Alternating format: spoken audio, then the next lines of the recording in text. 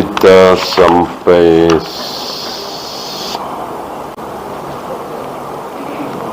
23, 24 ya. Saya bacakan. Wa in kuntum fi ghaibin, jika kalian ragu, bimbang terhadap apa? Mimma nazzalna ala abdina, terhadap apa yang kami turunkan kepada hamba kami. Siapa? Hamba kami di sini siapa? Nabi Rasulullah alaihi salatu wassalam. Dalam beberapa keadaan tinggi, mulia, agung, jarang yang mendapatkannya, Nabi sering disebut sebagai hamba, budak. Ya, ini kan luar biasa. Mana ada di umat ini yang mendapatkan apa yang turun dari langit? Cuman satu manusia, bernama Muhammad bin Abdullah alaihi salatu wassalam. Adakah selain beliau di umat ini yang mendapatkan sesuatu dari langit, wahyu? Tidak ada. Dalam keadaan sedahsyat itu, setinggi itu, seagung itu, beliau disebut budak, hamba. Ya, mimma nazzalna ala abdina. Taulah kita di sini bahwa kedudukan budak itu, kedudukan hamba itu tinggi sekali kalau dinisbatkan kepada Allah. Kalau budak harta rendah sekali, budak jabatan, budak hawa nafsu itu rendah sekali, budak dunia. Tapi ketika dinisbatkan kepada Allah, budak Allah, maka menjadi tinggi. Maka selayaknya kita menjadi budak terhadap Allah itu. Budak itu apa sih? Nggak ada pilihan, nggak bisa nawar, apalagi ya, ayo boro-boro lawan, tidak taat, nggak mungkin ya. Budak itu nggak ada pilihan, hidupnya dimiliki oleh orang lain. Sayang sekarang kita di waktu yang tidak ada budak. Seandainya kita berada di waktu ketika masih ada budak, mungkin 500 tahun yang lalu, 600 tahun yang lalu, 700 tahun yang lalu, barangkali kita lebih memahami apa sih harga kita di hadapan Allah itu. Gak ada harganya sama sekali ya.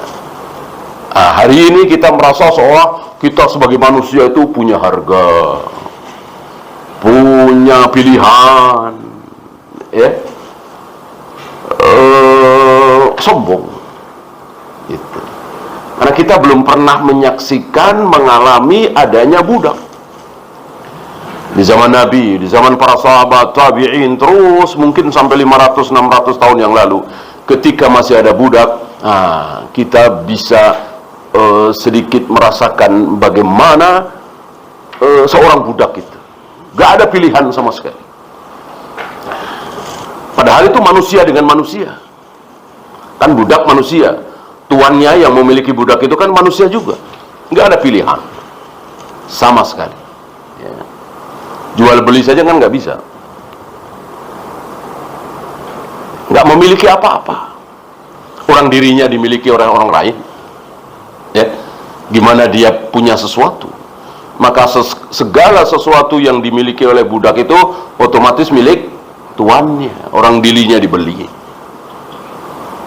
Nah, terhadap Allah jauh lebih rendah kita ini, gak ada pilihan apa-apa. Artinya betul-betul terserah Allah. Mau Allah masukkan ke surga, mau Allah masukkan ke neraka, terserah Allah. Di sini kita merasa kecil, merasa gak ada harganya. Maka terus kita memohon, merengek, merintih. Bukan sombong, ya Allah saya sudah sholat, ya Allah saya sudah saum, mana pahala saya? Pahala gimana? Seandainya mendapatkan pahala, itu hanya kebaikan Allah, bukan sebagai hitung-hitungan. amal-amal kita selama ini dari kita balik sampai hari ini, kalau dibayar dengan untuk membayar satu nikmat mata misalnya, belum terbayar. Belum hati, jantung, ginjal, mata, kaki, tangan, nggak bisa. Gimana masih minta imbalan? Ya, jadi betul-betul kita hanya merengek, memohon, merintih. Dan itulah para nabi, para rasul seperti itu. Nggak ada para nabi, para rasul sombong, ingin mendapatkan pahalanya setelah melakukan ini. Ya. Lihat Nabi Ibrahim, setelah bersama putranya Ismail, setelah melakukan amal yang luar biasa. Nggak ada manusia yang melakukan amal ini di muka bumi, cuman beliau berdua membangun Ka'bah. Luar biasa amal ini. Selesai, beliau memohon, merengek, Rabbana taqabbal minna. Ya Allah, terimalah amal kami ini. Terimalah ya Allah, terimalah. Tidak memastikan. Itu sekelas Ibrahim, Khalilullah, Abul Anbiya, alaihi salatu wassalam. Nah, di sini ketika kedudukan yang tinggi luar biasa, mendapatkan wahyu dari langit, beliau cuma disebut sebagai budak. Wa in kuntum fi raibin mimma nazzalna ala abdina. Jika kalian ragu, bimbang terhadap kebenaran apa yang kami turunkan kepada budak kami, hamba kami Muhammad sallallahu alaihi wasallam, fa'tu bisuratin, bikin satu surat saja. Di ayat lain satu ayat, ya. Di ayat lain suar. Ada beberapa tempat kan kalimat seperti ini, ditantang. Mimithlihi, yang semisal. Dari mulai hari itu, berarti sudah 1400 tahun yang lalu lebih ya, tantangan ini. Sampai hari ini belum ada yang sanggup. Ya. Yang ingin coba-coba ada. Nanti akan dibawakan oleh beliau. Musailamah Al-Kadzab. Coba-coba doang. Ya, nanti akan dibawakan oleh beliau. Menyaingi surat Al-Asr. Ya. Surat-surat dalam Al-Quran kan enak. Wal Asr, innal insana lafi khusr. Didengarnya enak, isinya pun luar biasa. Gitu. Kalau selain Al-Quran, didengarnya enak, enggak ada isinya. Ya, nanti akan dibawakan oleh beliau. Kenapa? Ini kan firman Allah, ucapan Allah, kalimat Allah, pembicaranya Allah, bahasa kita omongan Allah, Khalik, pencipta jagat raya alam semesta. Tidak ada sesuatu yang tidak diciptakan oleh Allah.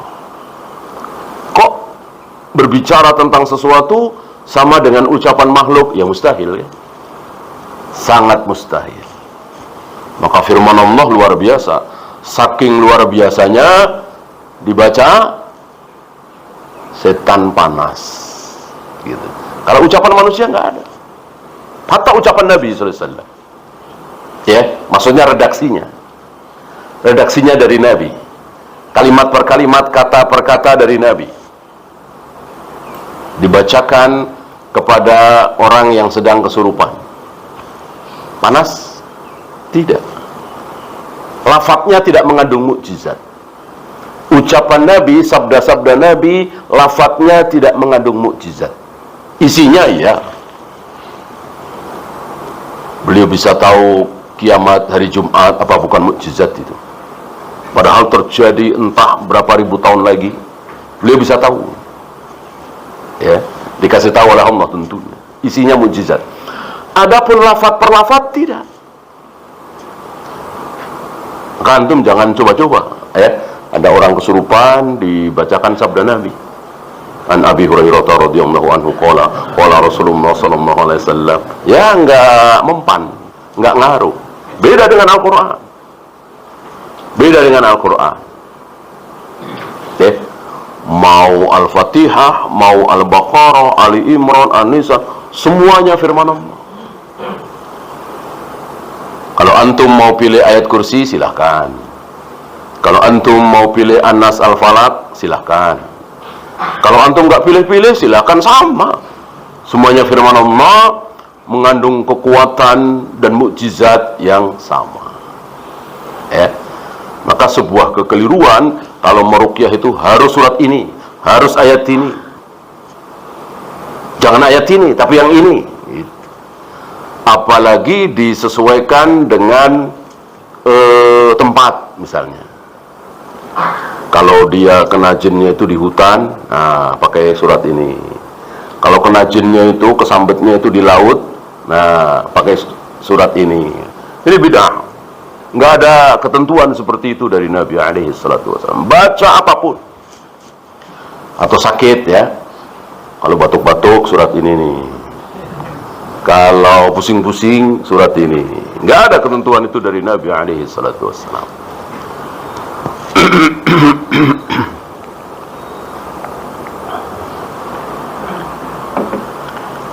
Wad'u syuhada'akum, panggil penolong-penolong kalian. Di ayat lain, dari jenis jin silahkan, dari jenis manusia silahkan. Malaikat nggak mungkin. Malaikat tidak mau. Ciri khas malaikat apa? Masih ingat? Ciri khas malaikat?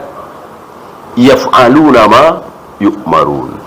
Hanya mau melakukan apa yang disuruh. Disuruh oleh Allah tentunya. Maka walaupun baik menurut akal, logika, tapi tidak disuruh, nggak mau. Nggak mau. Kalau Jibril mau menyelamatkan Nabi Yahya, Nabi Zakaria ketika dibunuh oleh umatnya, seperti itu nggak ada. Oleh karena itu kisah tentang Ya'juj Ma'juj, Harut Marut, malaikat Harut Marut katanya begini ditolak oleh Ibnu Katsir. Ini nggak ada. Jadi huruf ma di situ ma nafi, gitu. Bukan ma apa lisyai, tapi nama, berarti nggak ada itu. Kisah tentang Harut Marut itu nggak ada. Masuk malaikat mencaci para nabi karena dakwahnya gagal terus. Lalu malaikat ini ditawari untuk menjadi seperti Nabi Rasul berdakwah dan seterusnya, insyaallah antum tahu ya. Akhirnya Harut dan Marut ini karena jadi manusia kan, jadi Nabi, jadi Rasul, tentu jadi manusia, maka berzina, minum khamr dan seterusnya. Ini tidak ada.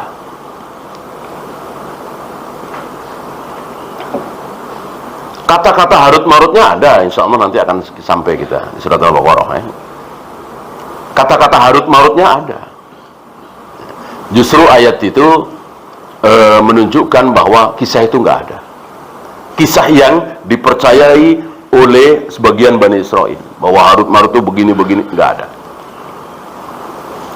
Jika kalian tidak sanggup, dan pasti kalian tidak akan sanggup, fattaqun nar, maka takutlah kalian terhadap neraka.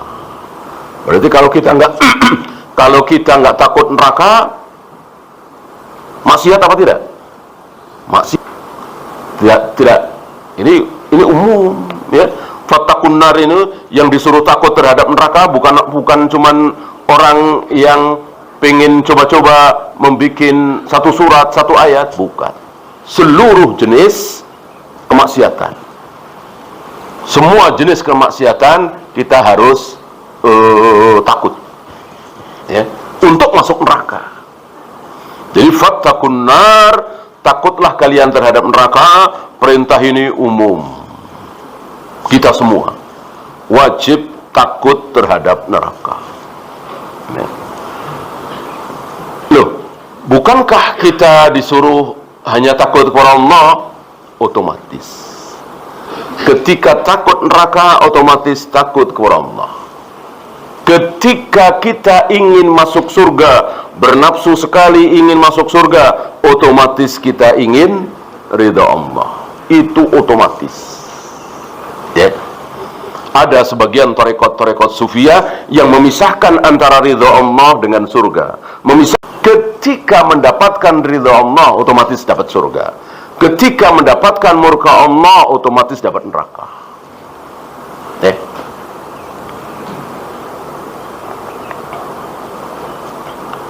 Dinisbatkan kepada Rabi'ah al-Adawiyah, terkenal ini di zaman tabi'in, ya, atau atba'ut tabi'in. Tapi banyak ulama yang tidak percaya kalau beliau luar biasa, ya, ahli ilmu, ahli ibadah. Kalau beliau sampai mengucapkan kalimat yang terkenal itu, ya, kan salah satu kalimat beliau yang terkenal dinisbatkan ke beliau, ya. Ya Allah, seandainya selama ini aku beribadah karena masuk surga, maka tutup pintu surga bagiku.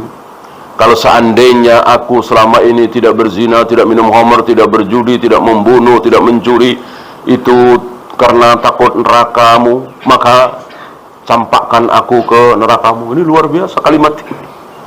Kalimat ini luar biasa, batilnya luar biasa, menantang neraka. Ya.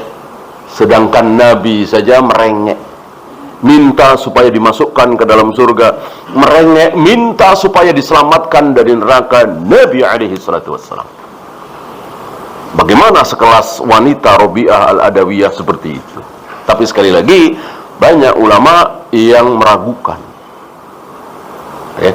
Karena hari ini kan luar biasa, main apa ya, sadur saja si fulan, ya.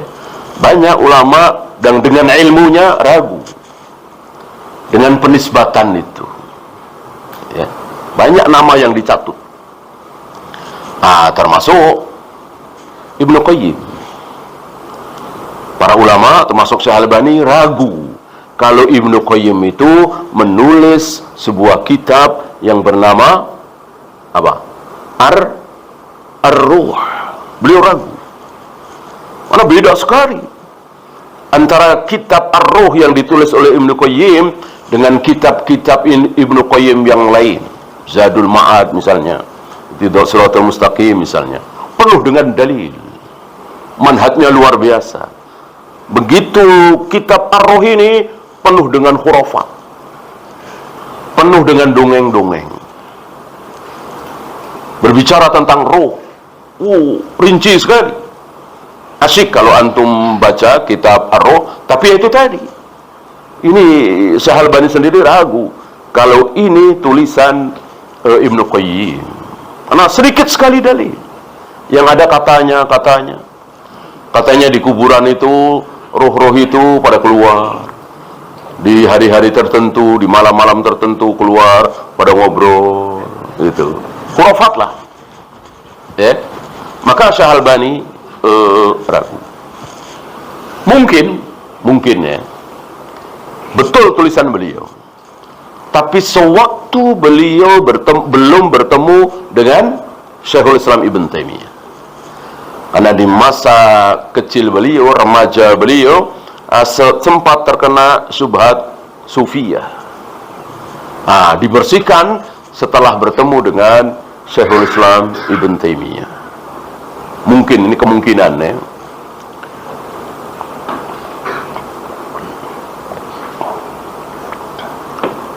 Dan begitulah ilmu. Apa yang tidak diketahui oleh ulama-ulama hari ini justru 100 tahun kemudian diketahui. Kalau menurut dia kan kayaknya aneh, ya. Tapi ternyata tidak aneh. Memang seperti itu. Jadi terbongkar, dan itulah para ulama. Ulama seperti itu. Ya. Jadi sebuah syubhat yang muncul selama puluhan tahun, syubhat itu akan dibersihkan oleh seorang ulama yang muncul di kemudian hari. Ya, maka dikatakan sifat ulama yang muncul setiap 100 tahun itu apa? Yujaddidu dinahu, mentajdid agama Islam ini. Maksudnya mengembalikan Islam seperti Islam di zaman Nabi dan para sahabat. Tentu bukan 100% ya, ada beberapa syubhat.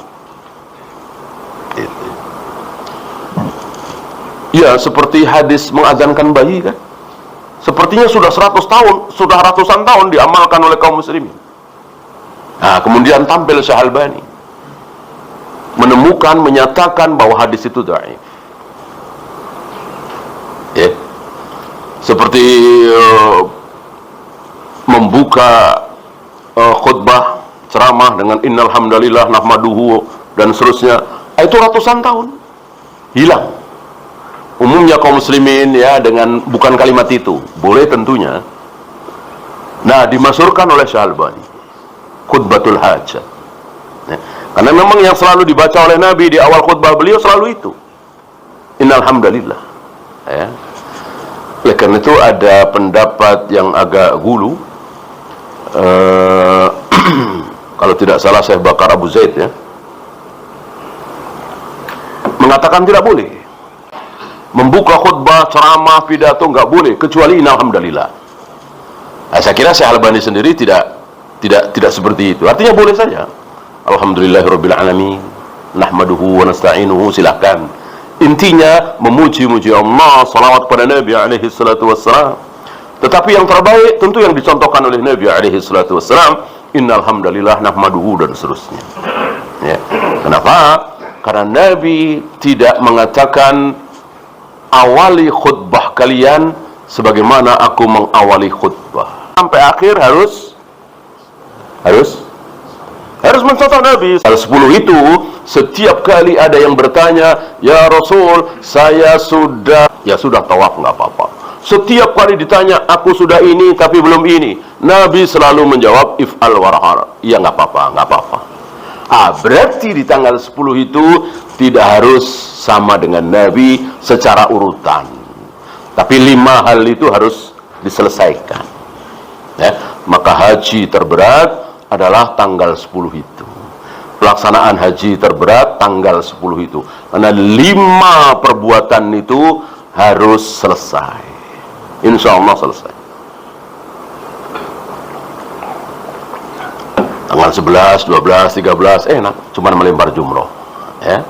Tanggal 9 ya nggak ngapa-ngapain, cuman berdiam diri di Arafah ya. Tanggal 8 sama, tapi di Mina ya. Salah satu kesalahan saudara-saudara kita, tanggal 8 itu langsung ke Arafah, padahal Nabi dan para sahabat ke Mina. Memang nggak ngapa-ngapain, cuman sholat duhur, asar, maghrib, isya, subuh di qasar, yang 4 dengan tidak di jamak, karena memang nggak ngapa-ngapain. Berarti jamak itu memang ketika ada sesuatu. Kalau nggak ngapa-ngapain, ngapain di jamak? Kalau qasar ya.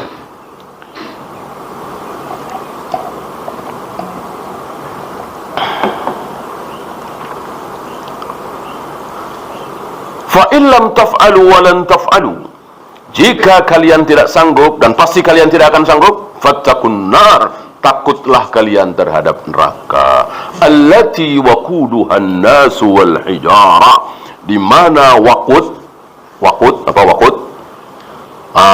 Kayu bakarnya, bahan bakarnya di zaman Nabi, bahan bakar sepertinya cuman kayu ya.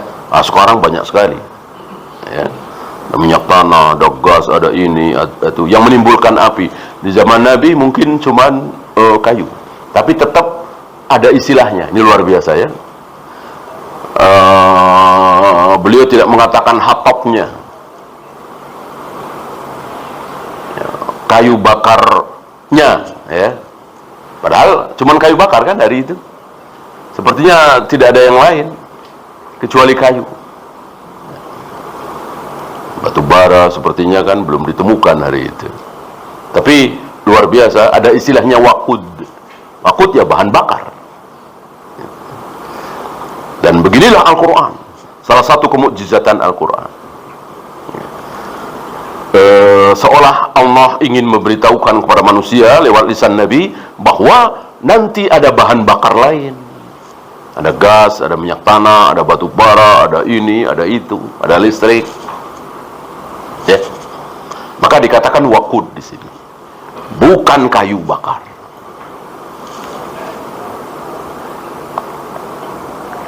Sama dengan di surat Yasin kan disebutkan di situ salah satu kemurahan Allah. Allah bikin kendaraan untuk kalian. Ada keledai, ada unta, ada kuda. Ada apa lagi? Ada kapal. Ada kapal ya. Ada apa lagi? Nggak ada, cuman itu kan. Kendaraan manusia hari itu kalau nggak kapal ya kuda, kalau nggak unta, kalau nggak keledai. Ya. Tapi kenapa Allah mengatakan wa khalaqna lahum mim mithlihi ma yarkabun? Dan Allah akan menciptakan yang seperti itu yang akan kalian naiki dengan fi'il mudhari, ya, yarkabunnya. Khalaqnya pakai fi'il madhi. Ini luar biasa menurut para ahli lughah. Artinya nanti di kemudian hari akan ada kendaraan-kendaraan yang bukan itu semua. Kapal bukan, kuda bukan, unta bukan, keledai bukan. Rasul dan para sahabat tentu belum bisa membayangkan. Baru 200 tahun terakhir ini, 100 tahun terakhir ini ditemukan. Ada motor, ada mobil, ada kereta api, ada pesawat dan seterusnya. Nah, waqud, bahan bakar dari neraka adalah manusia dan batu. Manusia dan, kalau yang dibakar itu banyak, ya panasnya berkurang. Salah. Justru semakin banyak manusia yang dimasukkan ke jahanam, maka jahanam itu semakin panas. Orang bahan bakarnya semakin banyak. Ya, bahan bakarnya itu sendiri manusia dan batu. Terutama batu-batu yang disembah. Batu-batu yang disembah sebagai tamparan, hinaan, penyesalan kepada orang-orang yang menyembah batu. Bukan cuma fisik, tapi hatinya juga hancur, perasaannya juga hancur. Bagaimana yang dulu saya sembah-sembah dibakar juga, kan sakit sekali. Dulu saya dewa-dewakan, sekarang dibakar juga sama kayak saya. Ini dahsyat luar biasa. Kebalikan di surga. Ternyata kenikmatan surga itu bukan cuman kenikmatan fisik, makan, minum, jima, pemandangan, tapi kenikmatan hati. Hatinya nikmat luar biasa. Berapa banyak hari ini kita yang uangnya banyak sekali, mobilnya mewah, rumahnya megah, tapi hatinya tidak tenang. Hatinya ada sesuatu. Adakah? Banyak. Hari itu luar biasa. Apa? Wa naza'na lahum min ghillin. Wa naza'na minhum min ghillin. Kami cabut rasa ghil, rasa iri. Sementara hari ini belum dicabut oleh Allah rasa iri. Maka nggak ada manusia yang tidak iri, tidak ada hasad. Syaikhul Islam mengatakan selagi masih ada jasad, jasadnya hidup, pasti ada hasad, pastilah. Ada perasaan yang tidak enak ketika saingan kita, sesama pedagang, sesama guru, sesama kontraktor, sesama dokter, sesama pejabat, ya, ada sesuatu. Dan Allah masih memaklumi kalau hanya terpendam di hati. Ya, akan menjadi dosa kalau kita keluarkan di mulut. Gitu ya. Bahkan Bahkan tentang hasad ini melanda siapa? Melanda ulama. Ulama dilanda rasa hasad ini. Ya.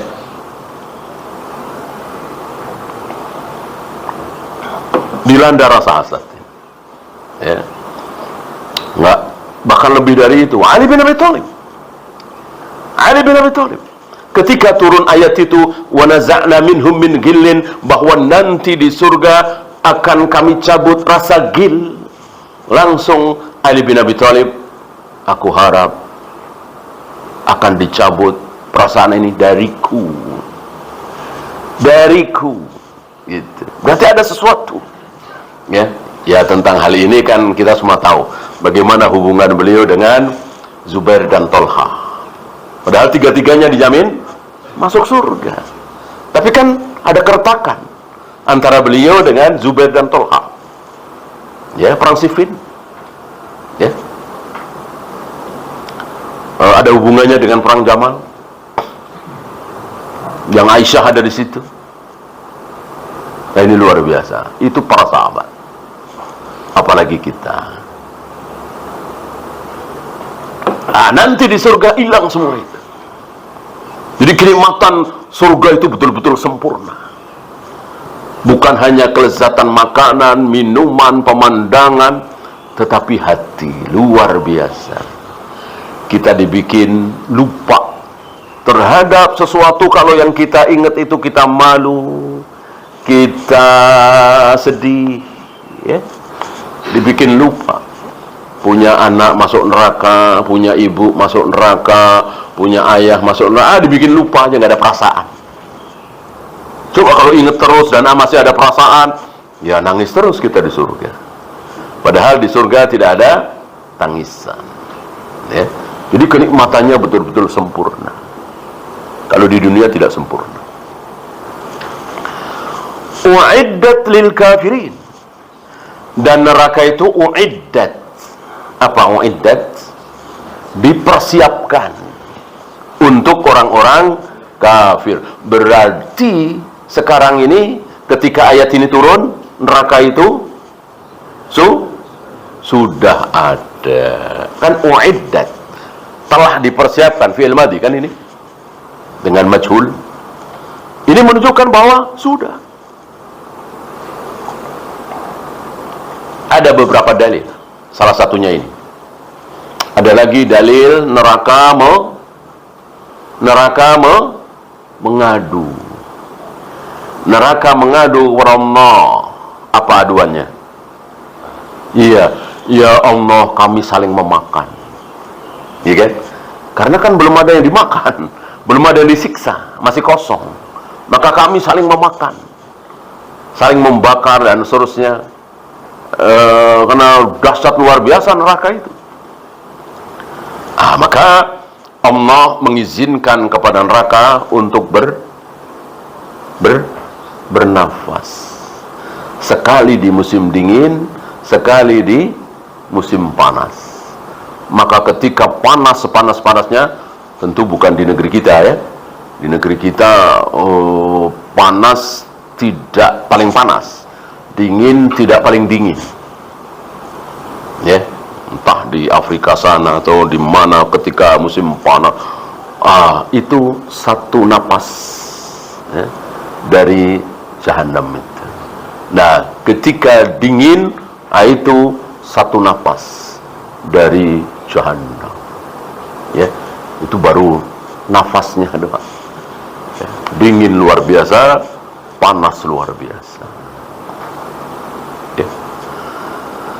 Kalau kita betul-betul beriman dengan ancaman-ancaman Allah dan Rasulnya seperti ini, apa iya kita berani nipu, berani bohong, berani korupsi, berani ninggalin sholat, berani durhaka kepada orang tua, melawan sama suami, berani membuka aurat?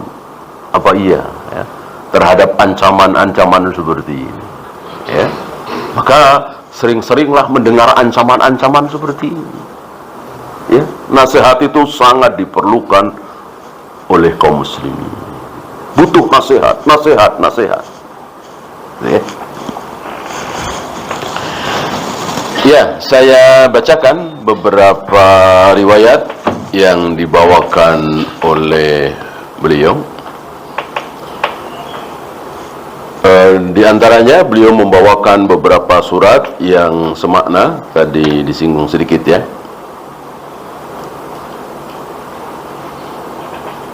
Kemudian beliau membawakan ucapan Ibnu Mas'ud wa ghairihi dan lain-lain. Idza sami'ta Allah Ta'ala yaqulu fil Qur'an, jika engkau mendengar Allah mengucapkan di dalam Al-Quran, ya ayyuhalladzina amanu. Ini beliau ingin menjelaskan bagaimana sifat dari firman Allah itu, sifat dari ucapan Allah itu. Tidak main-main ya. Sampai ketika ada kalimat ya ayyuhalladzina amanu far'iha sam'aka fa innaka khairun ya'muru bihi. Jika kalian mendengar Allah mengucapkan ya ayyuhalladzina amanu, bukan ya ayyuhan nas, bukan ya ayyuhal kafirun, bukan, tapi ya ayyuhalladzina amanu, dan itu kan banyak sekali kan dalam Al-Quran. Maka perhatikan baik-baik, pasang telinga baik-baik. Kenapa? Karena setelah ya ayyuhalladzina amanu itu ada kebaikan yang Allah perintahkan atau ada keburukan yang Allah larang.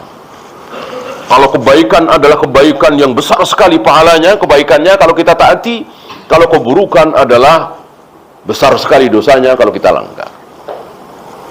Ya. Ini firman Allah. Ya. Tentu tidak seperti ucapan Nabi dari segi lafaz, tapi dari segi makna, dari segi isi, antara Al-Quran dan Sunnah, Al-Quran dan hadis, sama apa beda? Sama. Persiskah? Persis. Persis dari segi isi. Maka antum jangan mengatakan perintah Nabi dalam hadis wajib kita taati, perintah Allah dalam Al-Quran lebih wajib kita taati. Betul? Betul? Salah. Nggak ada lebih seperti itu, nggak ada. Larangan Allah, larangan Nabi dalam hadis harus kita jauhi. Larangan Allah dalam Al-Quran harus lebih kita jauhi lagi. Betul? Salah. Nggak ada tingkatan seperti itu. Artinya sama. Apa iya? Iya. Bahkan kadang di dalam Al-Quran lebih rendah dari hadis. Ya. Seorang anak kecil ketika masuk kamar orang tuanya disuruh ngetuk pintu. Disuruh ngetuk pintu, jangan langsung selonong. Terutama di 3 waktu. Habis Isya, menjelang subuh, dan di siang hari. Ini ada ilatnya memang. Ini ada di hadis apa di Al-Quran? Ada di Al-Quran kan? Ada di Al-Quran kan? Surat An-Nur ya. Sementara subuh 2 rakaat, maghrib 3 rakaat, Isya 4 rakaat, dan seterusnya. Ada di Al-Quran apa hadis? Hadis. Apa iya antum mau katakan tentang mengetuk pintu orang tua ini lebih besar daripada subuh 2 rakaat, maghrib 3 rakaat? Apa iya? Ini kan rukun Islam, salah syahadat, tiang agama, yang kalau sholat baik, yang lainnya ikut baik. Tentu jauh lebih besar daripada perkara mengetuk pintu orang tua. Ini masalah aurat ya, itu anak kan mahram, tapi tetap dijaga. Jangan sampai anak-anak itu masuk ke kamar orang tua ketika orang tua mungkin sedang tidak sempurna pakaiannya dan seterusnya. Ya, tentu masalah sholat jauh lebih besar. Ini berapa rakaat, ini berapa, itu ada di hadis. Sementara yang tadi masalah mengetuk pintu ada di Al-Quran. maka mengatakan hadis berisi hal-hal besar, Al-Quran berisi hal-hal yang lebih besar, salah. Hadis saya ya, hadis wajib kita taati, Al-Quran lebih wajib kita taati lagi, salah ya. Dalam hal isi sama.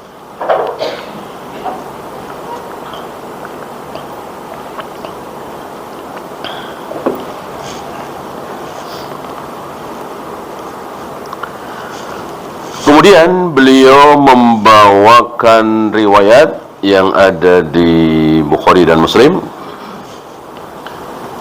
Ma min nabiyyin minal anbiya, tidak ada satupun nabi di antara nabi-nabi yang ada, illa qad u'tiya minal ayat, kecuali pasti diberikan ayat. Ayat itu bisa dua makna. Ayat-ayat Al-Quran, firman-firman Allah. Satu lagi,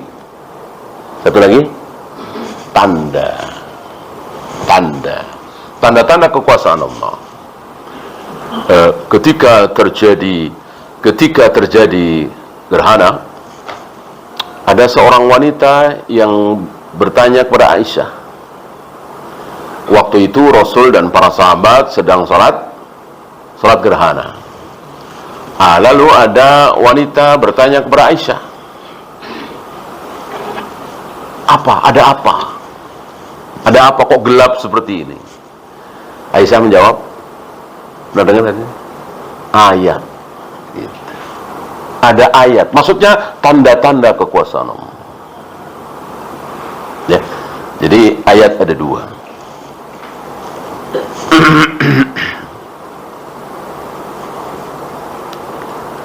Wa innama kana alladhi utituhu wahyan, dan yang diberikan kepadaku adalah wahyu.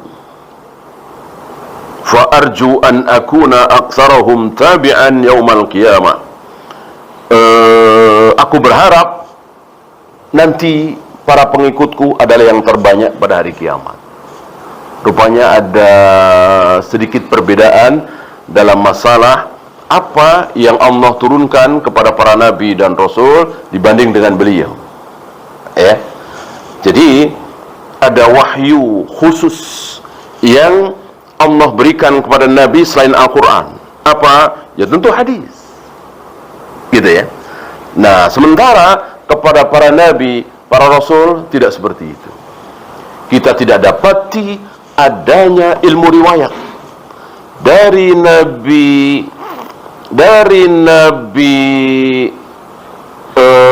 Musa ke Nabi Isa misalnya, nggak ada ya. Atau yang terakhir lah Nabi Isa, udah nggak ada wahyu lagi ya. Nah, dari Nabi Isa sampai Nabi Muhammad alaihi wassalatu wassalam, itu kan bukan 10-20 tahun, ratusan tahun ya kan. Nah, adakah ilmu riwayat yang sampai kepada Nabi Isa sebelum Rasulullah Muhammad SAW diutus? Jawabnya, tidak ada. Tidak ada ilmu riwayat. Ya, oleh karena itu kan hancur-hancuran. Ya, saking hancurnya mengatakan Nabi Isa itu disalib, dibunuh, kemudian dikubur, tiga hari kemudian naik. Maka dikatakan kenaikan Isa Al-Masih. Dulu kenaikan Isa Al-Masih ya, sekarang kenaikan Yesus Kristus katanya, ya kan? Dulu Isa Al-Masih itu, mana kita kecil itu kan disebutnya di kalender tanggal merah kenaikan Isa Al-Masih. Sekarang Yesus Kristus.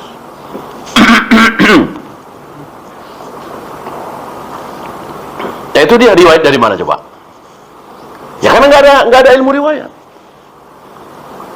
Jadi ilmu riwayat, ilmu sanad itu khusus di Islam. Ini nikmat besar Allah berikan kepada kaum muslimin. Sehingga ada Bukhari, ada Muslim, ada Yahya bin Ma'in, Ali bin Madini, Sya'albani, ahli-ahli hadis ini. Yang bukan ahli hadis, ya ketahuan. Ya seperti, walaupun ulama, seperti Ibnu Hazm, Ibnu Hazm luar biasa fikihnya, tapi bukan ahlu hadis. Gitu. Oleh karena itu ketika beliau berbicara tentang hadis, kok beda dengan apa yang diucapkan oleh para ulama, ya tertolak. Para ulama ahli hadis, ya tertolak. Ya, seperti ketika beliau menghalalkan musik, mengatakan hadis haramnya musik itu dhaif, yang nggak dianggap. Beliau kan bukan ahli hadis. Fikih luar biasa. Para ulama memuji fikih beliau, Ibnu Hazm. Ya.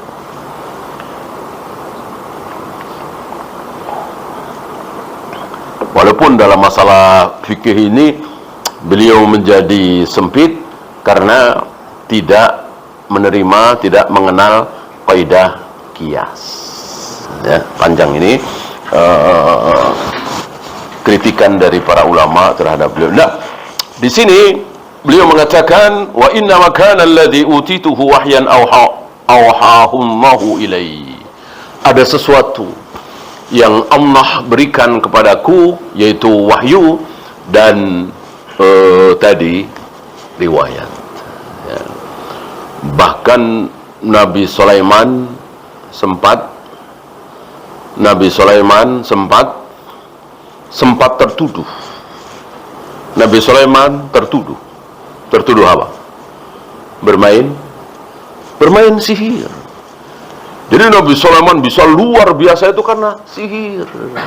Sihirnya itu ada di bawah kursi beliau, itu di kaki, salah satu kaki kursi itu di situ.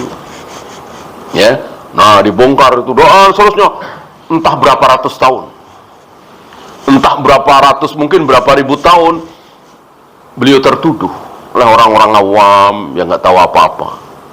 Ya. Sampai turun ayat wa ma kafara Sulaiman. Walakinna syayatina kafaru. Yang kafir itu setan. Sulaiman tidak kafir, Sulaiman tidak main sihir. Bukan dukun dan seterusnya. Ini bukan satu dua. Subhat-subhat itu menjadi hilang setelah datangnya beliau Muhammad sallallahu alaihi wasallam. Nah, begitu pula para ulama. Subhat-subhat itu ada di dunia Islam ini. Ya, seperti sifat 20 kan subhat kan. Entah berapa juta kaum muslimin yang terkena subhat sifat 20. Alhamdulillah tampil ulama-ulama kita bahwa ini bid'ah sifat 20 ini. Masa Allah sifatnya cuma 20? Ar-Rahman kemana? Ar-Rahim kemana? Bukankah itu sifat Allah? Allah mempunyai sifat cemburu, nggak ada di 20 ini. Kenapa cuma 20? Ya. Sementara terutama di negeri kita ya, antum masih ingat waktu SD, SMP, SMA, madrasah, sanawiyah, aliyah, diajarkan sifat 20. Disuruh ngapalin ya. Bukan ngapalin doang, dinyanyikan kan. Hilang dengan ulama. Ya, terakhir tentang tadi Musailamah al-Kadzab ya. Ini ada kisah lucu. Jadi sebelum Amr bin As masuk Islam, itu bertemu dengan Musailamah al-Kadzab atau utusannya. Dia nanya kepada Amr bin As, waktu itu masih kafir. Dapat apa? Muhammad dapat apa? Dapat surat apa? Kebetulan belum lama turun Al-Asr. Wal 'asr innal insana lafi khusr illa alladziina amanu wa 'amilus shalihati wa tawashaw bil haqqi wa tawashaw bis sabr. Kan enak didengarnya. Langsung dia bilang, aku juga diturunkan seperti itu. Aku juga dapat wahyu seperti itu. Apa? Ya wabar innama anta adnanun wa sadar wa sa'iruka haqar wa faqar. Yang nggak tahu bahasa Arab, enak juga ya, pakai ya. Yang tahu bahasa Arab apa? Nggak ada isinya. Ya, wabar apa? Kelinci. Ya, kelinci, kupingnya panjang, ada dadanya, seluruh badanmu tertutup bulu. Apa ini, ya kan? Apa? cuman enak didengar doang, ya. Amr bin As mengatakan, wallahi innaka la ta'lamu anni la a'lamu annaka takdzib. Aku yakin engkau sadar kalau aku ini nggak percaya. Engkau tahu kalau aku nggak percaya, gitu. Engkau tahu kalau aku tahu bahwa engkau dusta, ya, engkau bohong, dan engkau sadar kalau aku tahu engkau bohong. Itu Amr bin As masih kafir. Wallahu a'lam. Ya, itu saja. Ada pertanyaan, silakan.